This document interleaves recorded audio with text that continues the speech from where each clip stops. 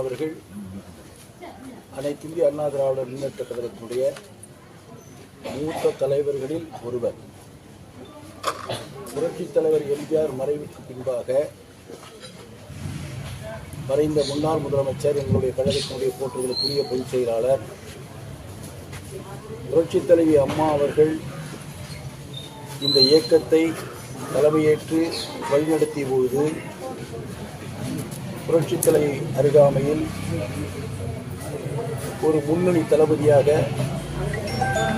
செயலாற்றியவர். அரசியலில் மிகப்பெரிய அனுபவம் கொண்டவர்.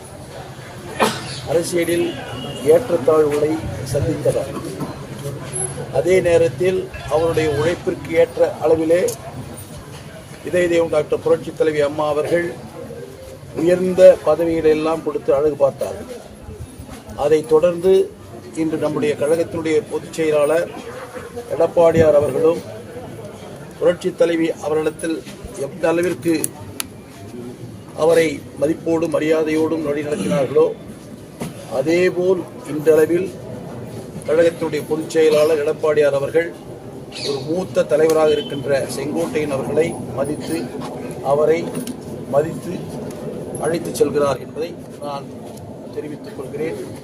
அதோடு மட்டுமல்ல, அதாவது அண்ணன் செங்கோட்டையனை பொறுத்தவரையில் இந்த இயக்கத்தோடு ஒன்றிணைந்து நிற்பவர். அவரோடு அந்த மாவட்டத்திலே இருந்த திரு முத்துசாமி அவர்கள், அவருக்கும் சில சோதனை வந்த பொழுது இந்த இயக்கத்தை காட்டி கொடுத்துவிட்டு எதிரணிக்கு சென்று இன்று அமைச்சராக இருக்கின்றனர்.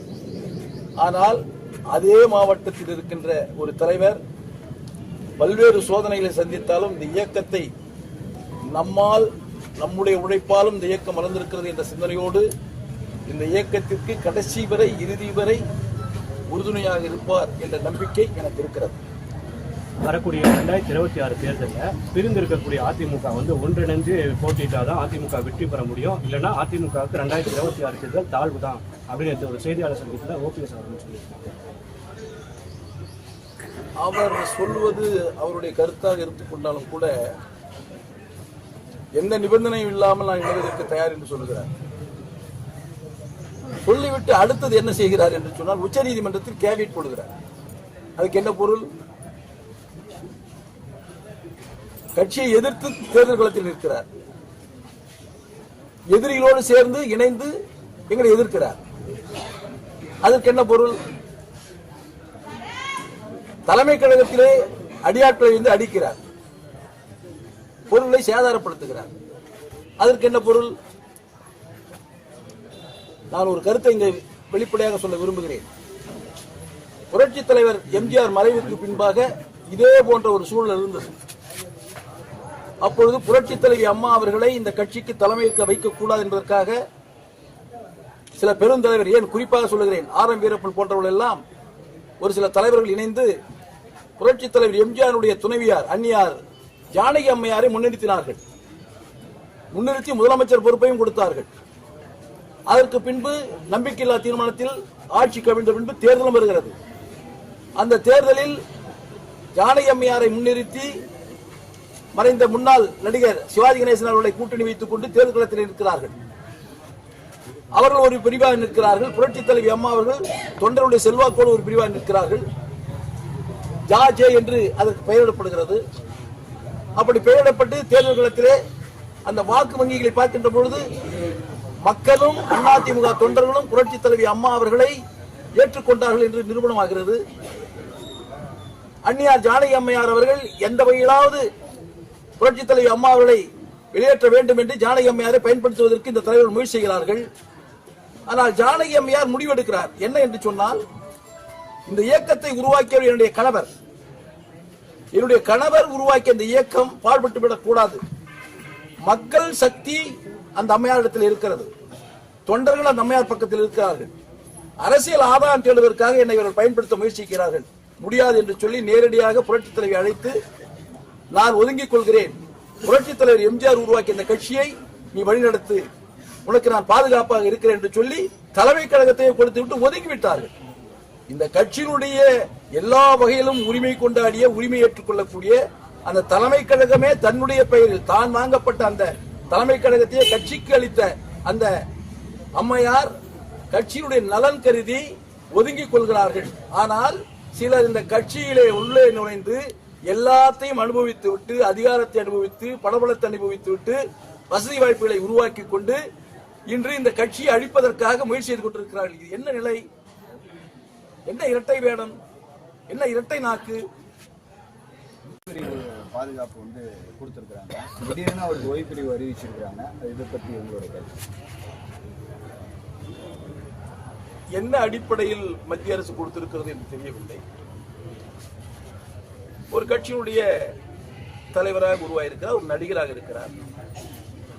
அதன் அடிப்படையிலே கூட சேருகின்ற இடத்தில் கூட்டம் அதிகமாக சேரலாம், அதனால் அவருக்கு பாதுகாப்பு கொடுக்க வேண்டும் என்று பெருந்தன்மையாக கொடுத்திருந்தால் மகிழ்ச்சி.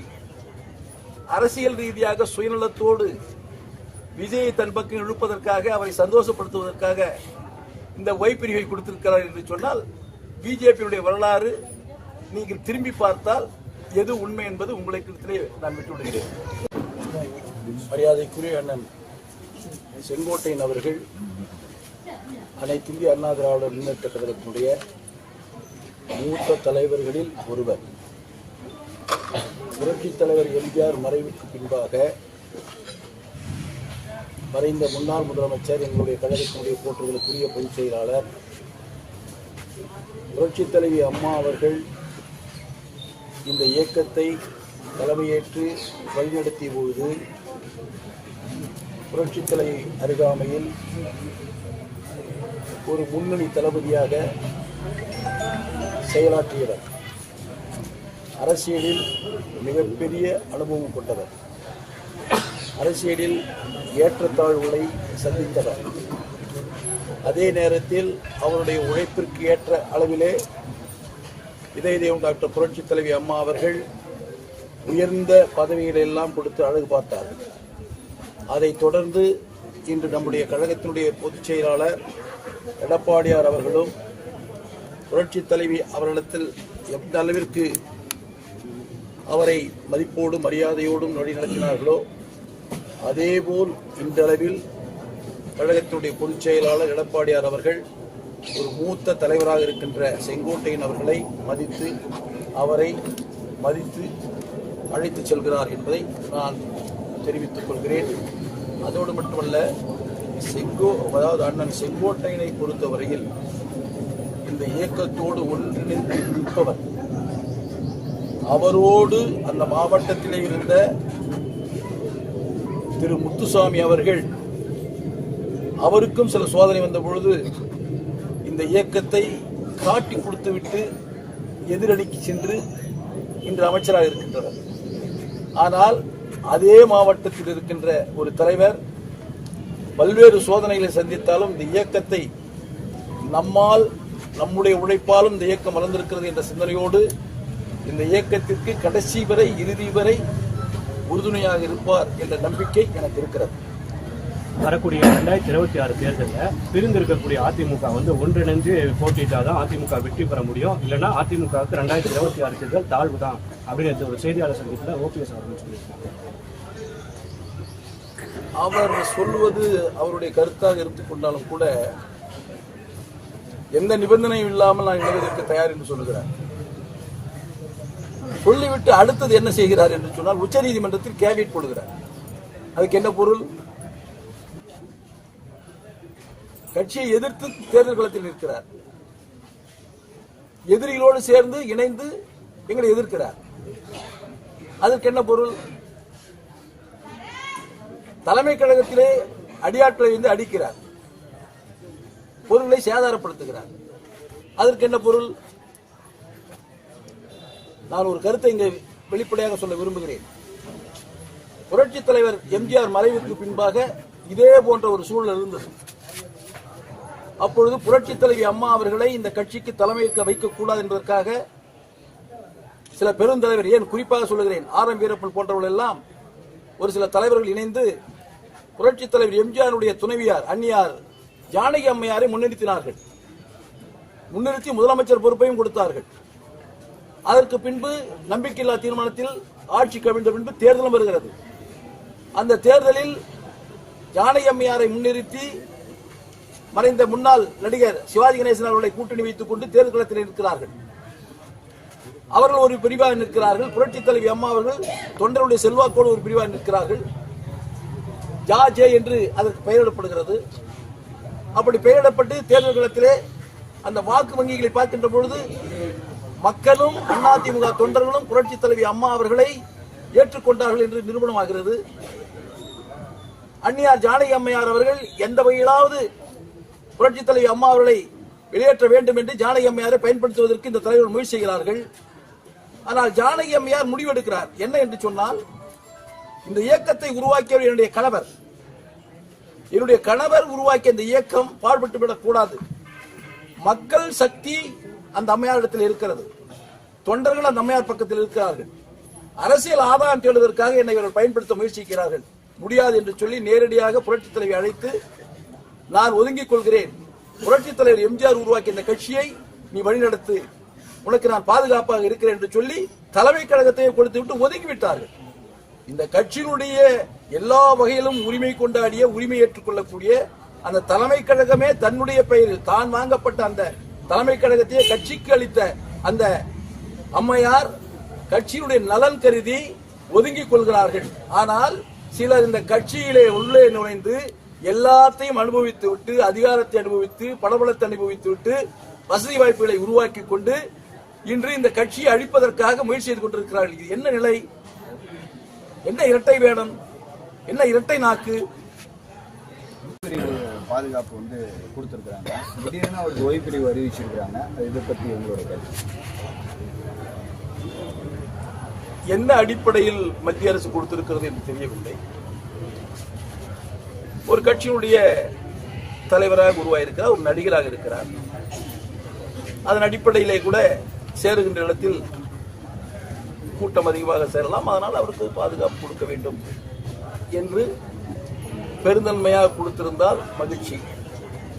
அரசியல் ரீதியாக சுயநலத்தோடு விஜயை தன் பக்கம் இழுப்பதற்காக, அவரை சந்தோஷப்படுத்துவதற்காக இந்த ஒய் பிரிவை கொடுத்திருக்கிறார் என்று சொன்னால், பிஜேபியுடைய வரலாறு நீங்கள் திரும்பி பார்த்தால் எது உண்மை என்பது உங்களுக்கு நான் விட்டுவிடுகிறேன். மரியாதைக்குரிய அண்ணன் செங்கோட்டையன் அவர்கள் அனைத்து இந்திய அண்ணா திராவிட முன்னேற்ற கழகத்தினுடைய மூத்த தலைவர்களில் ஒருவர். புரட்சித் தலைவர் எம்ஜிஆர் மறைவுக்கு பின்பாக மறைந்த முன்னாள் முதலமைச்சர், எங்களுடைய கழகத்தினுடைய போற்றுதலுக்குரிய பொதுச் செயலாளர்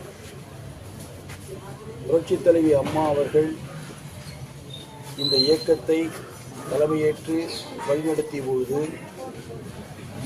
புரட்சித் தலைவி அருகாமையில் ஒரு முன்னணி தளபதியாக செயலாற்றியவர். அரசியலில் மிகப்பெரிய அனுபவம் கொண்டவர். அரசியலில் ஏற்றத்தாழ்வுகளை சந்தித்தவர்.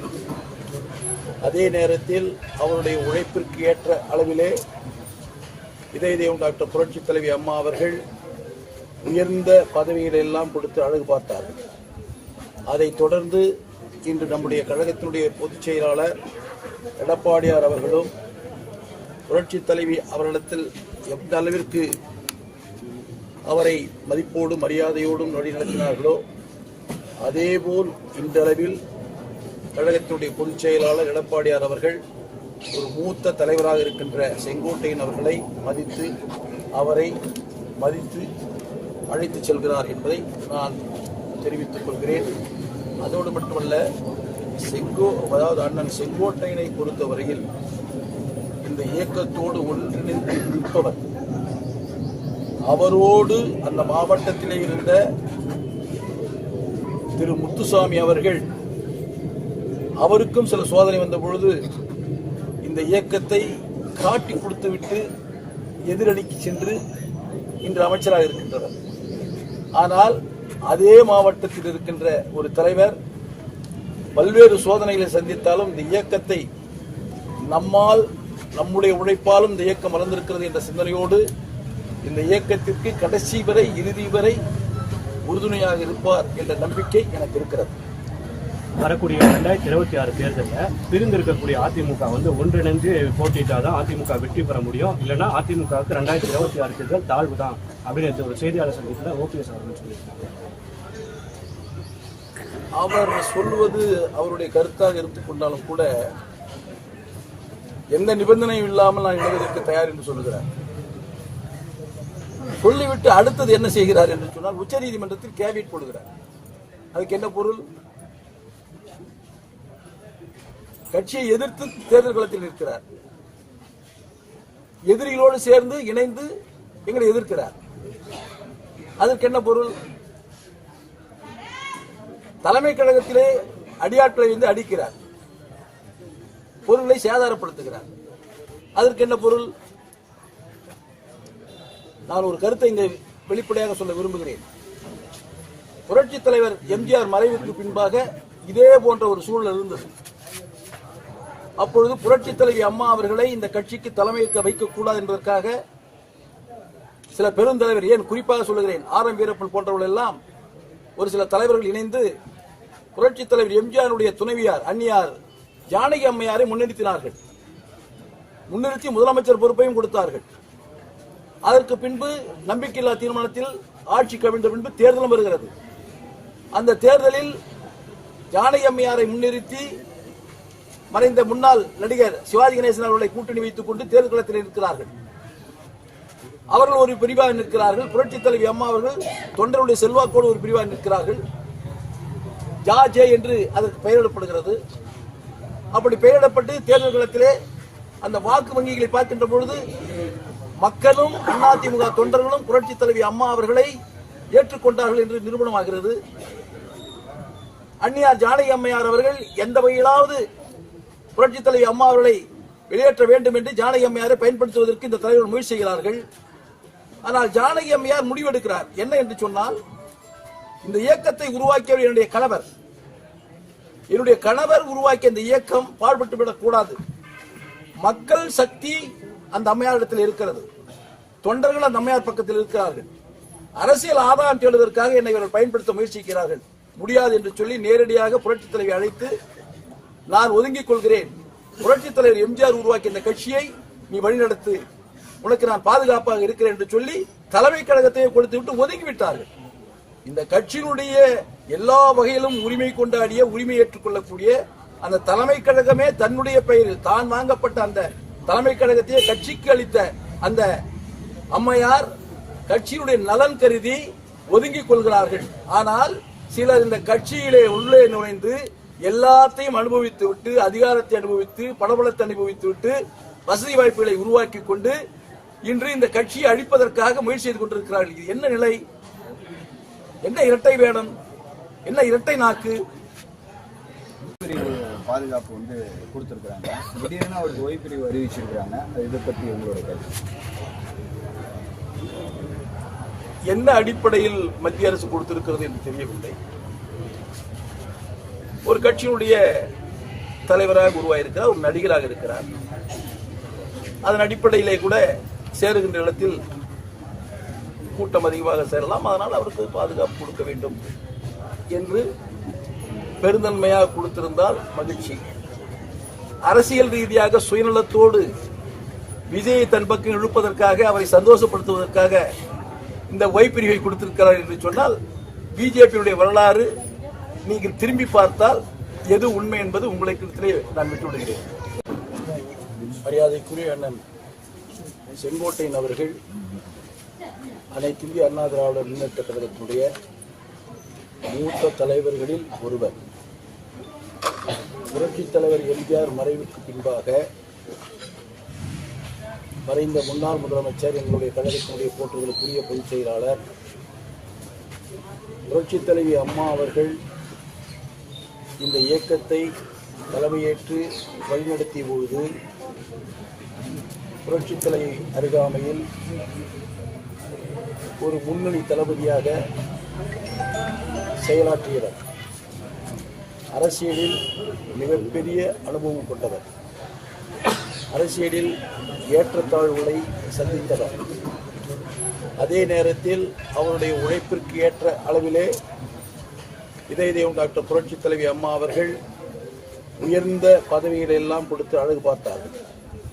அதைத் தொடர்ந்து இன்று நம்முடைய கழகத்தினுடைய பொதுச் செயலாளர் எடப்பாடியார் அவர்களும் புரட்சி தலைவி அவர்களிடத்தில் எந்த அளவிற்கு அவரை மதிப்போடும் மரியாதையோடும் வழிநடத்தினார்களோ அதேபோல் இன்றளவில் கழகத்தினுடைய பொதுச் செயலாளர் எடப்பாடியார் அவர்கள் ஒரு மூத்த தலைவராக இருக்கின்ற செங்கோட்டையன் அவர்களை மதித்து அவரை மதித்து அழைத்து செல்கிறார் என்பதை நான் தெரிவித்துக் கொள்கிறேன். அதோடு மட்டுமல்ல, அதாவது அண்ணன் செங்கோட்டையனை பொறுத்தவரையில் இந்த இயக்கத்தோடு ஒன்றிணைந்து நிற்பவர். அவரோடு அந்த மாவட்டத்திலே இருந்த திரு முத்துசாமி அவர்கள், அவருக்கும் சில சோதனை வந்த பொழுது இந்த இயக்கத்தை காட்டி கொடுத்துவிட்டு எதிரடிக்கு சென்று இன்று அமைச்சராக இருக்கின்றனர். ஆனால் அதே மாவட்டத்தில் இருக்கின்ற ஒரு தலைவர் பல்வேறு சோதனைகளை சந்தித்தாலும் இந்த இயக்கத்தை நம்மால் நம்முடைய உழைப்பாலும் இந்த இயக்கம் வளர்ந்திருக்கிறது என்ற சிந்தனையோடு இந்த இயக்கத்திற்கு கடைசி வரை இறுதி வரை உறுதுணையாக இருப்பார் என்ற நம்பிக்கை எனக்கு இருக்கிறது.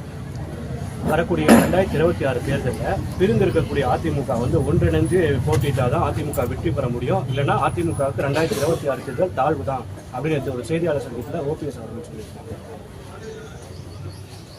அவர் சொல்வது அவருடைய கருத்தாக எடுத்துக்கொண்டாலும் கூட எந்த நிபந்தனையும் இல்லாமல் நான் இணைவதற்கு தயார் என்று சொல்லுகிறார். சொல்லிவிட்டு அடுத்தது என்ன செய்கிறார் என்று சொன்னால் உச்சநீதிமன்றத்தில் கேவியட் போடுகிறார். அதுக்கு என்ன பொருள்? கட்சியை எதிர்த்து தேர்தல் களத்தில் நிற்கிறார். எதிரிகளோடு சேர்ந்து இணைந்து எங்களை எதிர்க்கிறார். அதற்கு என்ன பொருள்? தலைமை கழகத்திலே அடியாட்களை வந்து அடிக்கிறார், பொருளை சேதாரப்படுத்துகிறார். அதற்கு என்ன பொருள்? நான் ஒரு கருத்தை இங்கு வெளிப்படையாக சொல்ல விரும்புகிறேன். புரட்சி தலைவர் எம்ஜிஆர் மறைவுக்கு பின்பாக இதே போன்ற ஒரு சூழல் இருந்தது. அப்பொழுது புரட்சி தலைவி அம்மா அவர்களை இந்த கட்சிக்கு தலைமையேற்க வைக்கக்கூடாது என்பதற்காக சில பெருந்தலைவர், ஏன் குறிப்பாக சொல்லுகிறேன், ஆர்.எம். வீரப்பன் போன்றவர்கள் எல்லாம் ஒரு சில தலைவர்கள் இணைந்து புரட்சி தலைவர் எம்ஜிஆருடைய துணைவியார் அன்னியார் ஜானகி அம்மையாரை முன்னிறுத்தினார்கள். முன்னிறுத்தி முதலமைச்சர் பொறுப்பையும் கொடுத்தார்கள். அதற்கு பின்பு நம்பிக்கையில்லா தீர்மானத்தில் ஆட்சி கவிழ்ந்த பின்பு தேர்தலும் வருகிறது. அந்த தேர்தலில் ஜானகி அம்மையாரை முன்னிறுத்தி மறைந்த முன்னாள் நடிகர் சிவாஜி கணேசன் அவர்களை கூட்டணி வைத்துக் கொண்டு தேர்தல் களத்தில் இருக்கிறார்கள். அவர்கள் ஒரு பிரிவாக நிற்கிறார்கள். புரட்சி தலைவி அம்மா அவர்கள் தொண்டருடைய செல்வாக்கோடு ஒரு பிரிவாக நிற்கிறார்கள். ஜே என்று அதற்கு பெயரிடப்படுகிறது. அப்படி பெயரிடப்பட்டு தேர்தல் களத்திலே அந்த வாக்கு வங்கிகளை பார்க்கின்ற பொழுது மக்களும் அதிமுக தொண்டர்களும் புரட்சி தலைவி அம்மா அவர்களை ஏற்றுக்கொண்டார்கள் என்று நிரூபணமாகிறது. அன்னியார் ஜானகி அம்மையார் அவர்கள் எந்த வகையிலாவது புரட்சி தலைவி அம்மா அவர்களை வெளியேற்ற வேண்டும் என்று ஜானகி அம்மையாரை பயன்படுத்துவதற்கு இந்த தலைவர் முயற்சி செய்கிறார்கள். ஆனால் ஜானகி அம்மையார் முடிவெடுக்கிறார். என்ன என்று சொன்னால், இந்த இயக்கத்தை உருவாக்கியவர் என்னுடைய கணவர். என்னுடைய கணவர் உருவாக்கிய இந்த இயக்கம் பாழ்பட்டுவிடக் கூடாது. மக்கள் சக்தி அந்த அம்மையாரிடத்தில் இருக்கிறது. தொண்டர்கள் அந்த அம்மையார் பக்கத்தில் இருக்கிறார்கள். அரசியல் ஆதாயம் தேடுவதற்காக என்னை இவர்கள் பயன்படுத்த முயற்சிக்கிறார்கள். முடியாது என்று சொல்லி நேரடியாக புரட்சி தலைவி அழைத்து, நான் ஒதுங்கிக் கொள்கிறேன், புரட்சி தலைவர் எம்ஜிஆர் உருவாக்கிய இந்த கட்சியை நீ வழிநடத்து, உனக்கு நான் பாதுகாப்பாக இருக்கிறேன் என்று சொல்லி தலைமை கழகத்தை கொடுத்து விட்டு ஒதுங்கிவிட்டார்கள். இந்த கட்சியினுடைய எல்லா வகையிலும் உரிமை கொண்டாடிய, உரிமை ஏற்றுக்கொள்ளக்கூடிய அந்த தலைமை கழகமே தன்னுடைய பெயரில் தான் வாங்கப்பட்ட அந்த தலைமை கழகத்தையே கட்சிக்கு அளித்த அந்த அம்மையார் கட்சியினுடைய நலன் கருதி ஒதுங்கிக் கொள்கிறார்கள். ஆனால் சிலர் இந்த கட்சியிலே உள்ளே நுழைந்து எல்லாத்தையும் அனுபவித்து விட்டு, அதிகாரத்தை அனுபவித்து, பணபலத்தை அனுபவித்து விட்டு, வசதி வாய்ப்புகளை உருவாக்கி கொண்டு இன்று இந்த கட்சியை அழிப்பதற்காக முயற்சி செய்து கொண்டிருக்கிறார்கள். இது என்ன நிலை? என்ன இரட்டை வேடம்? என்ன இரட்டை நாக்கு? பாதுகாப்பு வந்து கொடுத்திருக்காங்க. திடீர்னு அவருக்கு ஓய்வு அறிவிச்சிருக்காங்க. இதை பற்றி உங்களோட கருத்து? என்ன அடிப்படையில் மத்திய அரசு கொடுத்திருக்கிறது என்று தெரியவில்லை. ஒரு கட்சியினுடைய தலைவராக உருவாயிருக்கிறார், ஒரு நடிகராக இருக்கிறார். அதன் அடிப்படையிலே கூட சேருகின்ற இடத்தில் கூட்டம் அதிகமாக சேரலாம், அதனால் அவருக்கு பாதுகாப்பு கொடுக்க வேண்டும் என்று பெருந்தன்மையாக கொடுத்திருந்தால் மகிழ்ச்சி. அரசியல் ரீதியாக சுயநலத்தோடு